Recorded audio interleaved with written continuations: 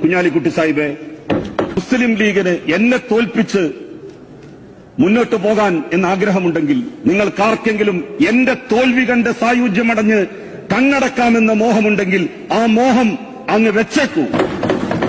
ഒരിക്കലും അത് നടക്കാൻ വേണ്ടി പോകുന്നില്ല. എ.ടി. ജലീൽ എന്ന വ്യക്തിയുടെ അഹങ്കാരത്തിന് തവനൂരിലെ CPM പ്രവർത്തകം അടക്കമുള്ള തവനൂരുകാർ നൽകിയ ഏറ്റവും വലിയ തിരിച്ചടിയാണ് ഈ തെരഞ്ഞെടുപ്പ് ഫലം. കാരണം തവനൂർ മണ്ഡലത്തിലെ 7 പഞ്ചായത്തുകളിൽ എടപ്പാൾ പഞ്ചായത്ത് ഒഴിച്ച് 6 പഞ്ചായത്തിലും VS ജോയി മൃഗീയ ഭൂരിപക്ഷം നേടി എന്നുള്ളതാണ്.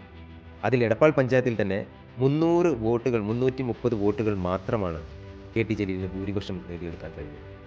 ഇവിടെ നമ്മൾ കാണേണ്ട ഒരു കാര്യം, തവനൂരിൽ നിന്ന് കെ.ടി. ജലീലിനെ കെട്ടുകെട്ടിക്കാൻ CPM പ്രവർത്തകർ തന്നെ മുന്നിട്ടിറങ്ങി എന്നുള്ളതാണ്. അതിൻ്റെ പ്രതിഫലനമാണ് ഈ പഞ്ചായത്തുകളൊക്കെ നേടിയിട്ടുള്ള മൃഗീയ ഭൂരിപക്ഷം. ഇവിടെ കഴിഞ്ഞ 2021 തെരഞ്ഞെടുപ്പിൽ നേരിയ മാർജിനിലാണ് കെ.ടി. ജലീൽ തവനൂരിൽ നിന്നും ഫിറോസ് കുന്നുംപറമ്പിൽ നിന്നുമായി ജയിച്ചു പോയത്. അതിനുശേഷം തവനൂർ മണ്ഡലത്തിലെ ഒരു പരിപാടിയിലും, പ്രത്യേകിച്ച് CPM നടത്തുന്ന പരിപാടിയിൽ പോലും പങ്കെടുക്കാതെ അഹങ്കാരത്തിന് കൈകാലം വെച്ച ഒരാളായിട്ടാണ് കെ.ടി. ജലീൽ കഴിഞ്ഞ വർഷങ്ങളായി 2.5 വർഷങ്ങളായി തവനൂരിൽ പ്രവർത്തനം നടത്തുന്നത്.